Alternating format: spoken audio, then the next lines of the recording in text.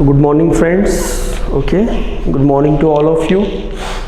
As you already know that we are describing the chapter called morphology in flowering plants. Okay, up to last class or till today we have discussed many things about this chapter. Okay, like what is morphology, what is the need of studying morphology, or what is the purpose behind we study morphology, then the aspects that are related to plant, that is size of the plant, right, then form of the plant, or you can say habit of the plant, then followed by the yesterday's thing, that is life span of the plant. तो इस basis पे हमने जो चीज़ें पढ़ी उनको अगर थोड़ा हम रिकॉल करें तो वो कौन सी है, जैसे कि साइज़ बहुत ज़्यादा वेरिएशन शो करती है इन एंजियोस्पर्मिक प्लांट्स और फ्लावरिंग प्लांट्स. अगर हम देखें तो कुछ मिलीमीटर्स जितना साइज़ वाला वॉल्फिया टाइप का एंजियोस्पर्म भी हमारे पास है, तो जिसकी हाइट 100 मीटर्स से भी ऊपर है, ऐसे साइज वाले यूकैलिप्टस जैसे प्लांट्स भी एंजियोस्पर्मिक प्लांट्स हैं. अगर हम फॉर्म के बेसिस पे डिवाइड करें तो हम देखते हैं कि कुछ एंजियोस्पर्मिक प्लांट्स हैं जिनको हम ट्री कहते हैं, कुछ एंजियोस्पर्मिक प्लांट्स हैं जिन्हें हम हर्ब्स कहते हैं, कुछ ऐसे हैं जिन्हें हम श्रब्स कहते हैं, कुछ ऐसे हैं जिन्हें हम ट्रेलर्स कहते हैं, कुछ क्रीपर्स है, कुछ क्लाइंबर्स है, कुछ लियानाज है. अब इन सब में क्या फ़र्क है ये सब हमने रिटन फॉर्म में और डिस्कशन भी किया है कि what is the meaning of herb, what is the meaning of shrub, what do you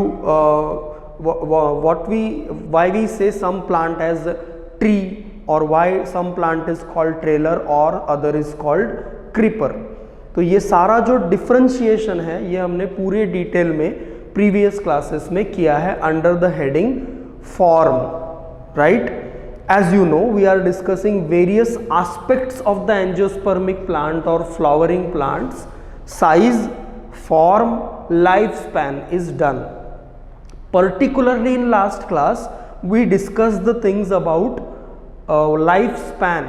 Okay, what is lifespan? It's simple, the time period for which some plant remain alive after it grows और after it comes out of the surface, और जिसको हम कहते हैं उगने के बाद जितने समय तक कोई प्लांट जिंदा रहता है उस पूरे समय को हम क्या कहते हैं, उस प्लांट का लाइफ स्पैन, राइट. और अपने लाइफ स्पैन के ड्यूरेशन में हर प्लांट या हर ऑर्गेनिज्म कह सकते हो तुम एक लाइफ साइकिल शो करता है जिसके अलग अलग फेजेस होते हैं जो हमको देखने को मिलते हैं अगर हम केयरफुली ऑब्जर्व करें, राइट.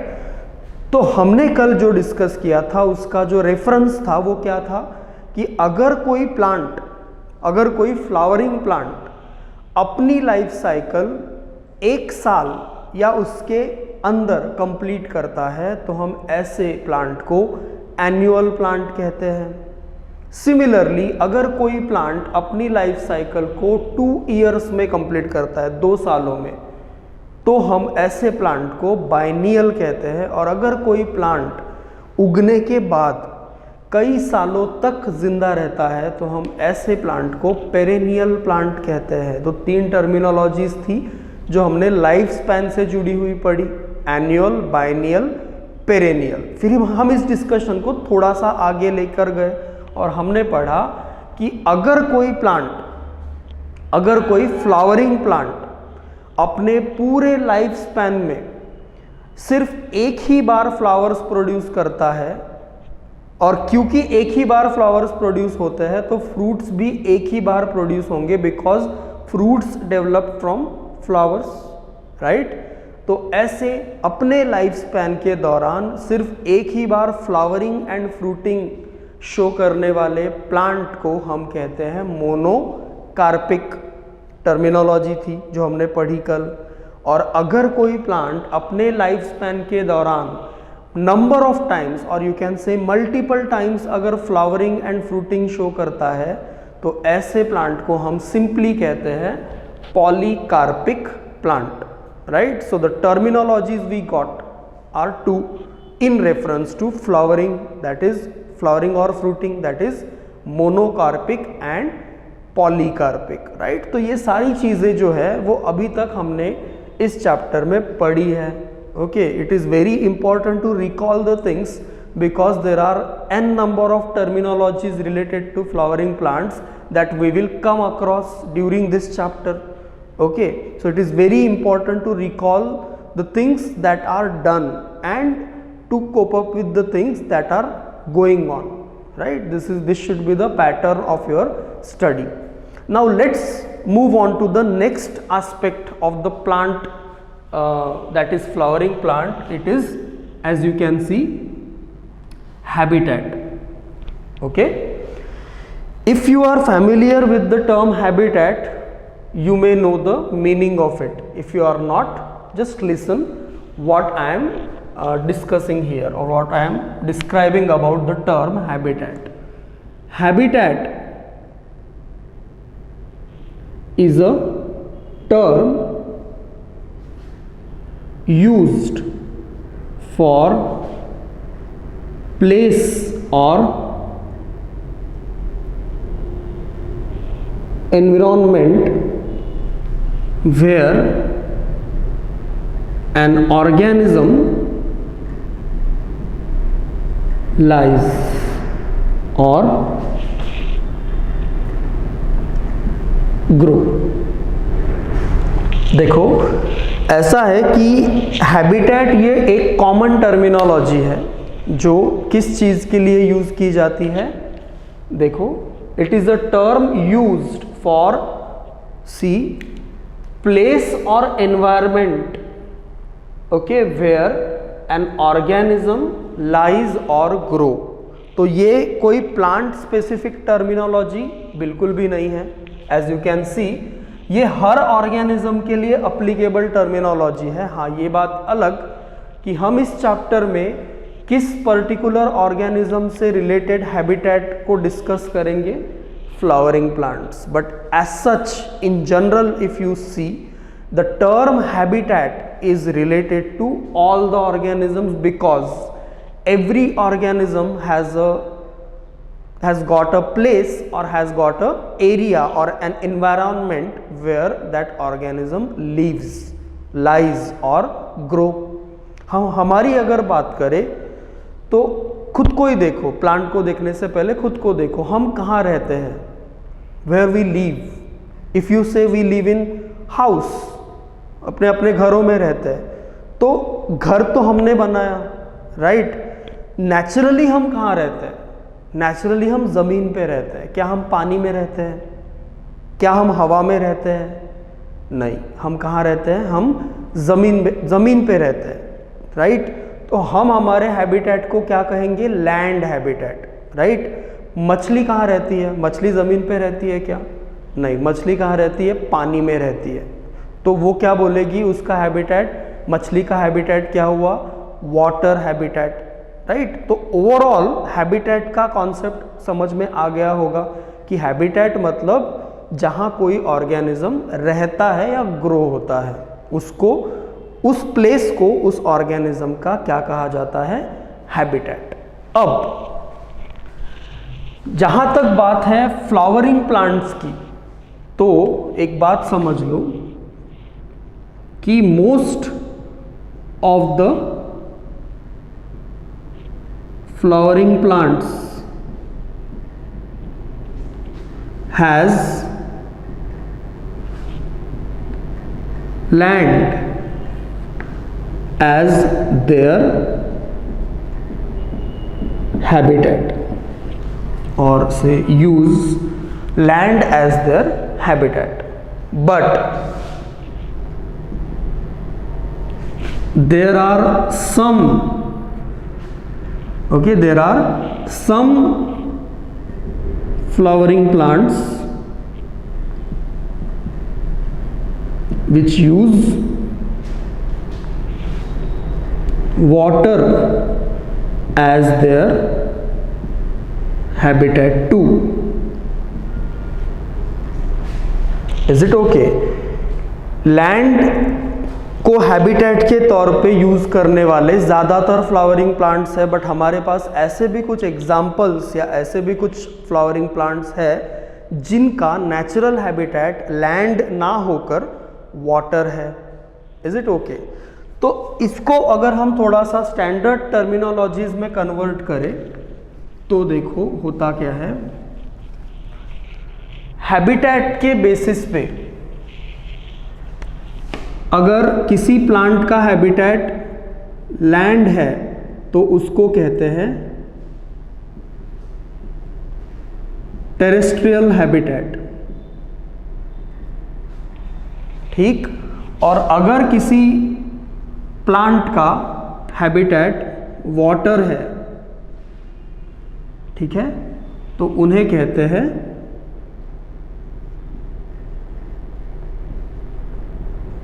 हाइड्रोफाइट्स। ओके, ठीक है। टेरेस्ट्रियल हैबिटेट मतलब लैंड हैबिटेट एंड वाटर वाला हैबिटेट अगर है तो they are simply called hydrophytes. Is it okay? अब वाटर दो तरह का होता है, मतलब हाइड्रोफाइट्स भी दो तरह के होते हैं। एक फ्रेश वाटर हाइड्रोफाइट्स और दूसरे मराइन वाटर हाइड्रोफाइट्स। इधर से समझ में आ गया होगा तुमको कि जो समंदर का पानी होता है या ओशंस का पानी होता है वो कैसा होता है? सॉल्टी, बराबर। तो उसको मराइन कहते हैं, ठीक। और जो तालाब है, लेक जिसको कहते हैं हम, या फिर पॉन्ड है या फिर रिवर है, उसमें कैसा पानी होता है? Fresh water. तो इसीलिए अगर कोई फ्लावरिंग प्लांट्स नदी में, लेक में, पॉन्ड में, मतलब फ्रेश वाटर के सोर्सेस में पाया जाता है तो उन्हें हम सिंपली कहेंगे फ्रेश वाटर हाइड्रोफाइट्स। और अगर कोई फ्लावरिंग प्लांट या एंजियोस्पर्मिक प्लांट ओशंस या सी में पाए जाते हैं तो उन्हें हम कहेंगे मराइन वाटर हाइड्रोफाइट्स, जिनकी संख्या बहुत ही कम है, ठीक। ज़्यादातर हाइड्रोफाइट्स या एंजियोस्पर्मिक प्लांट्स जो इस कैटेगरी में आते हैं, वाटर को एज अ हैबिटेट यूज़ करते हैं, वो फ्रेश वाटर हाइड्रोफाइट्स हैं। कुछ एग्जांपल्स अगर हम लिखें यहाँ पे कि ऐसे कौन से प्लांट्स हैं जो एंजियोस्पर्मिक है, मतलब फ्लावरिंग प्लांट्स है और कहाँ पाए जाते हैं? वाटर में पाए जाते हैं या वाटर को एज अ हैबिटेट यूज़ करते हैं। तो हमारे पास एग्जांपल्स है, जैसे कि कॉमन एग्जांपल्स लिख रहा हूँ मैं यहाँ पे, लोटस है ना, फिर तुम्हारे पास है वाटर लिली, फिर तुम्हारे पास है तुम्हारा ये नाम शायद जानते हो, इकॉर्निया, या जिसको वाटर हाइसिंथ भी कहते हैं, जोस्टेरा, वेलिस्नेरिया। ये 4-5 नाम जो हमने यहाँ पे लिखे हैं, ये कौन से प्लांट्स हैं? सबके सब फ्लावर्स प्रोड्यूस करने वाले प्लांट्स, मतलब एंजियोस्पर्मिक प्लांट्स है ये सबके सब। और इन सब में कॉमन बात कौन सी है कि all of them are hydrophytes, means they use water as a habitat for their growth और सर्वाइवल। सिमिलरली ज़्यादातर प्लांट्स आप अगर देखो जो फूल प्रोड्यूस करते हैं, फ्लावर्स प्रोड्यूस करते हैं, वो लैंड को एज अ हैबिटेट यूज करते हैं, उन्हें हम कहते हैं टेरेस्ट्रियल प्लांट्स, ठीक है। अब इसमें दो तरह के प्लांट्स हम कह सकते हैं, ठीक, लिथोफाइट्स एंड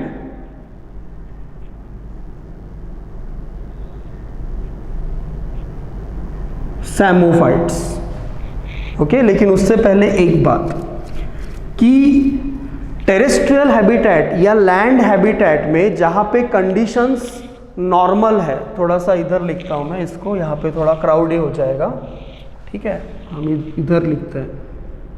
हम बात कर रहे हैं लैंड हैबिटेट की, मतलब कौन से हैबिटेट की?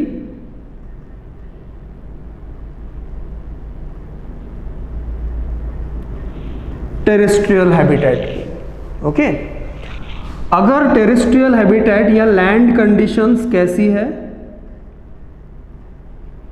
मॉडरेट कंडीशंस है। मॉडरेट कंडीशंस मतलब जहां पे nutrients, water, minerals are optimally present. Okay, ध्यान से समझो,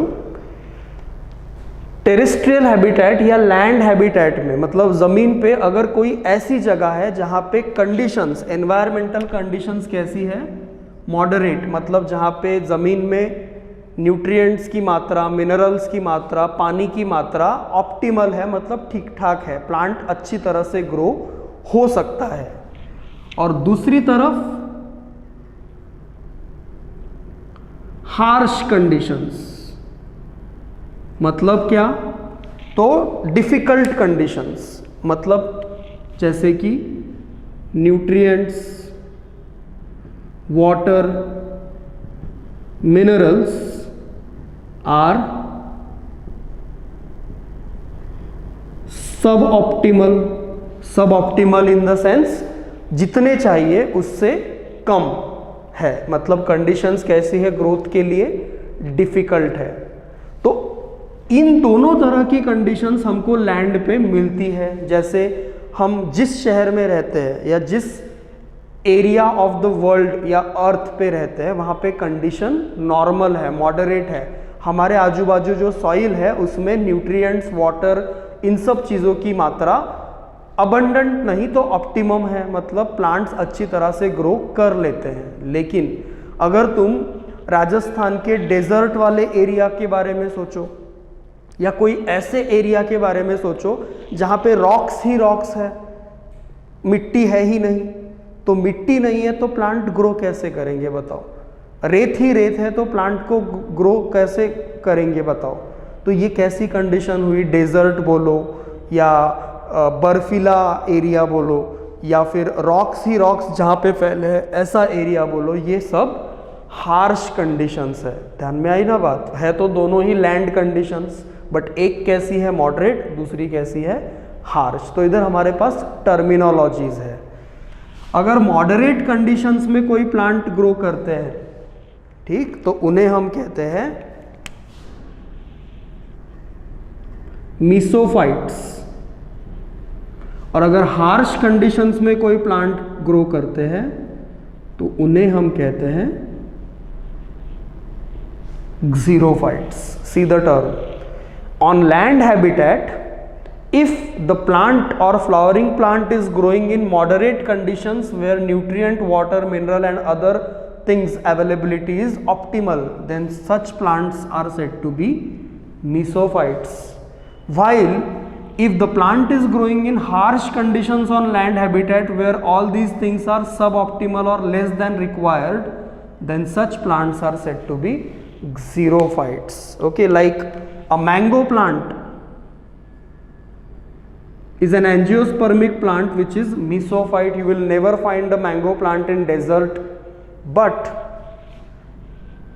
cactus या जिसको हम opuntia कहते हैं, cactus you will always find in desert as it is a xerophyte. तो कैक्टस के पास अपने मॉडिफिकेशंस है जिसकी वजह से वो यहाँ ग्रो हो सकता है, इसके पास वो नहीं है इसलिए वो वहाँ ग्रो नहीं हो सकता। ठीक है ना। वो मॉडिफिकेशंस वगैरह क्या है वो over the period of time, जैसे जैसे हम इस चैप्टर में आगे जाएंगे आपको समझ में आएगा कि प्लांट अपने आप को कंडीशंस के हिसाब से कैसे ढालता है या कौन से मॉडिफिकेशंस अपने अंदर लाता है। फिलहाल जिस चीज़ के बारे में हम पढ़ रहे हैं वो है लैंड हैबिटेट, जो दो तरह के प्लांट्स को हमको शो करता है, मीसोफाइट्स एंड ज़ीरोफाइट्स। अब इधर भी थोड़ा आगे हम अगर इसको डिवाइड करें तो रॉक्स एंड सैंड, ऐसे दो सबस्ट्रेटम्स या सरफेसेस हमको देखने को मिलते हैं जहाँ कंडीशंस हार्श है, या तो रॉकी हैबिटेट या तो सैंडी हैबिटेट, रेतीला या फिर पत्थरों वाला। तो अगर पत्थरों पे कोई प्लांट ग्रो करता है तो उन्हें हम कहते हैं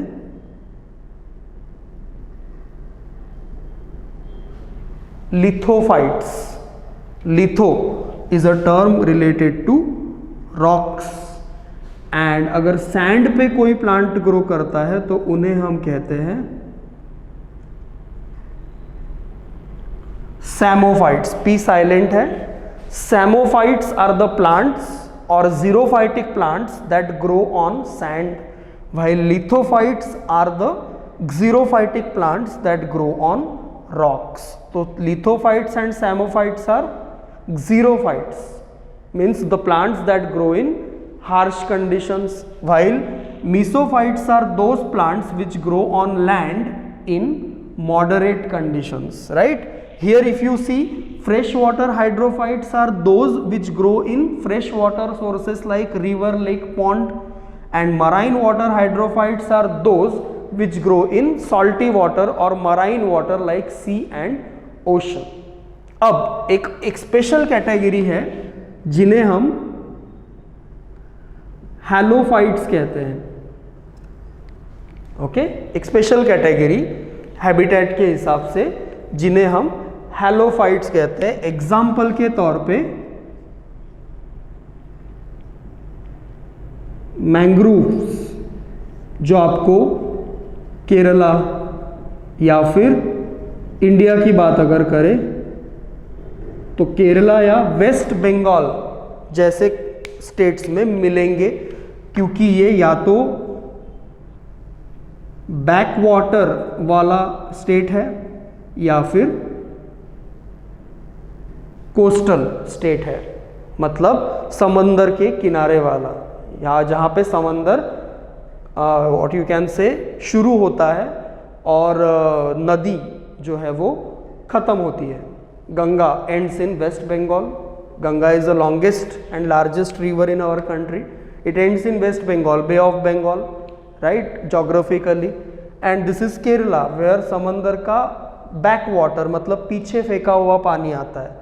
तो होता क्या है कि ऐसी जगहों की जो ज़मीन है, सुंदरबन अगर तुमको पता हो तो वेस्ट बंगाल में है, जो कि लार्जेस्ट मैंग्रोव फॉरेस्ट है इंडिया का, ठीक है, जहाँ पे तुम्हारा फेमस वाइट टाइगर पाया जाता है, रॉयल बंगाल टाइगर जिसको कहते हैं।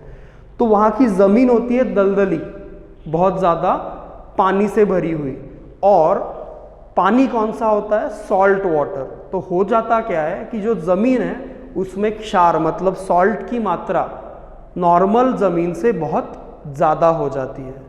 तो ऐसे सॉल्टी एनवायरनमेंट में ग्रो करने वाले प्लांट्स को, ऐसे स्पेशल हैबिटेट में ग्रो करने वाले प्लांट्स को हम क्या कहते हैं, halophytes.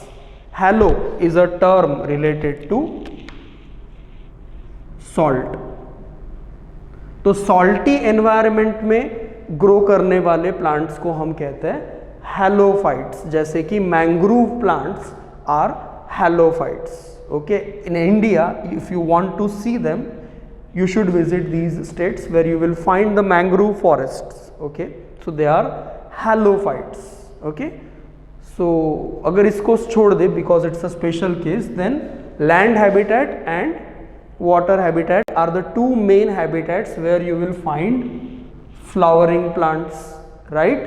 So this is what we need to describe as far as this fourth aspect called habitat is concerned. Okay, before moving on to the next and last aspect, that is nutrition, have a quick look at whatever is written on the board.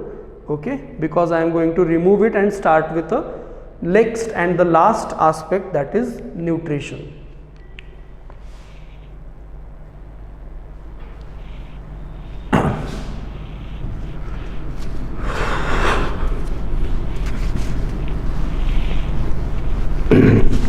Okay, there is nothing much to discuss in nutrition, but still as it is an aspect related to flowering plant, we need to discuss it. Okay,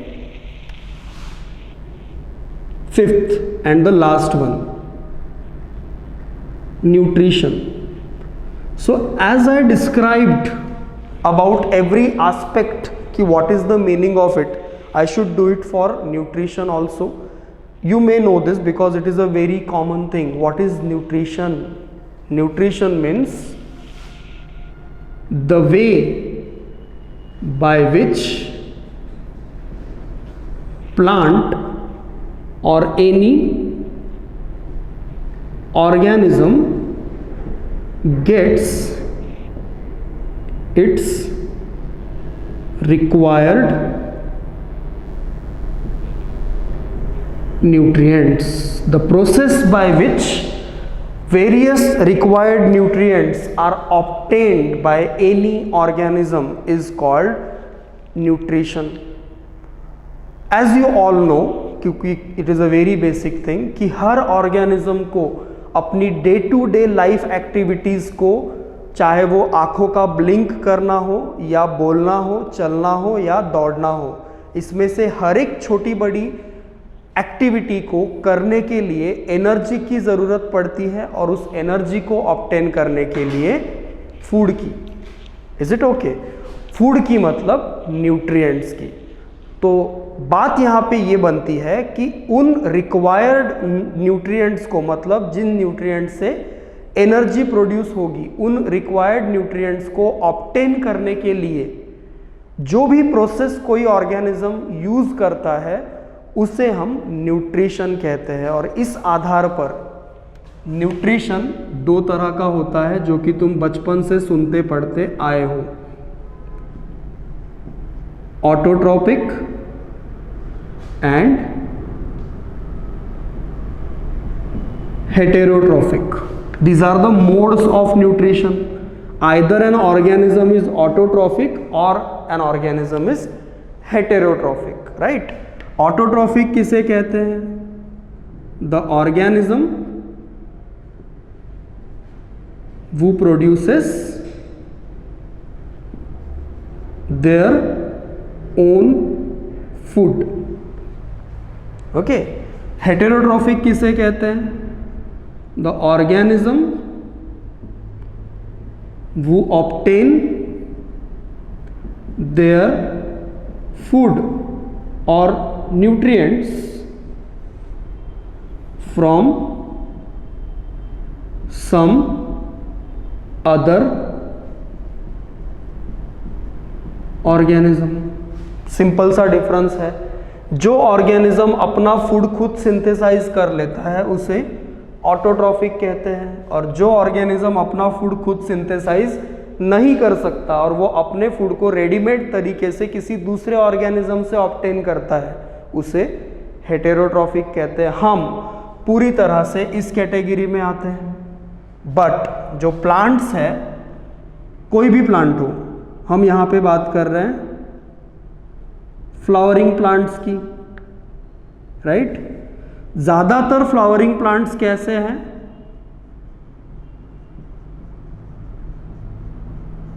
photosynthetic है, मतलब autotrophic है. वो अपना food light, ये तुमने 10th में पढ़ा है तो इसमें ज़्यादा दिक्कत नहीं होगी कि plants are photosynthetic by using light energy coming from sun and raw materials such as carbon dioxide in air and water also from air, no, water from soil. So water from soil, carbon dioxide from air and light from sun is used in order to produce an organic food, that is glucose or starch, by plants. So we say that plants can produce their own food on their own, right? That's why they are not just photosynthetic, but nutrition wise flowering plant or any other plant is autotrophic, with few exceptions which are heterotrophic. ज़्यादातर plants कैसे हैं? Autotrophic. कुछ गिने चुने examples हमारे पास है या कुछ ऐसे एक्सेप्शनल प्लांट्स हमारे पास है जो हेटेरोट्रॉफिक है इंस्टेड ऑफ ऑटोट्रॉफिक. तो एग्जाम्पल्स के तौर पे अगर हम हेटेरोट्रॉफिक प्लांट्स को एनलिस्ट करें तो कुछ एग्जाम्पल्स निकल के आते हैं, जैसे कि कस्कुटा स्पीशीज, ये स्टेम पैरासाइट है। पैरासाइट मतलब परजीवी जो दूसरे होस्ट पे या दूसरे प्लांट पे निर्भर है अपने फूड के लिए, कस्कुटा। दूसरा एग्जाम्पल हमारे पास है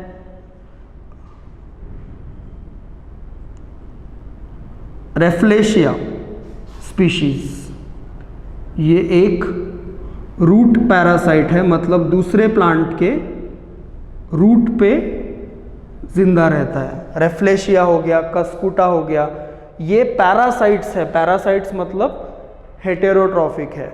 और भी कुछ एग्जाम्पल्स हमारे पास है, जैसे कि अट्रिकुलरिया स्पीशीज। ये थोड़े से नाम अटपट है, तो जस्ट फॉर द रेफरेंस, कोई याद रखने वाले ना काम के लिए हम यहाँ नहीं लिख रहे। अट्रिकुलरिया हो गया, फिर तुम्हारा नेपेंथिस स्पीशीज हो गया। इन्हें हम इंसेक्टिवोरस प्लांट्स कहते हैं। ये फ्यूचर में और अलग अलग चैप्टर्स में इनका रेफरेंस आएगा, तो डोंट वरी। इंसेक्टिवोरस मतलब ये प्लांट्स इंसेक्ट्स खाते हैं। तो बेसिकली खाते क्यों है? क्योंकि उन इंसेक्ट्स की बॉडी में प्रेजेंट न्यूट्रिएंट्स को इन्हें ऑब्टेन करना होता है। मतलब एक तरीके से देखा जाए तो ये वाले प्लांट्स भी कैसे हैं? Heterotrophic, right. ये इधर चारों जो प्लांट लिखे हैं ये या तो पूरी तरह से या तो पार्शियली इस कैटेगरी में आते हैं, मतलब हेटेरोट्रॉफिक प्लांट्स की कैटेगरी में। बट इनको छोड़ दिया जाए, इन कुछ ऐसे एग्जाम्पल्स को अगर छोड़ दिया जाए, तो दुनिया भर के जितने भी प्लांट्स हैं, नॉट जस्ट फ्लावरिंग प्लांट्स, जितने भी प्लांट्स हैं, वो सब के सब इस कैटेगरी में आते हैं nutrition wise, that is autotrophic, because all of them has pigments that can carry out the process of photosynthesis to produce their own food. That's how we should deal with the aspect that is nutrition. So here with this say we are done with the topic, not topic exactly, but the basic aspects to be discussed about a flowering plant: size, habit or form, then lifespan, habitat and nutrition. The next class will be about general structure of the flowering plant, because after we deal with general structure, we will deal with each of that structure in full details, right? So this will be the strategy for upcoming class. As far as this class is concerned, we are done here. Thank you.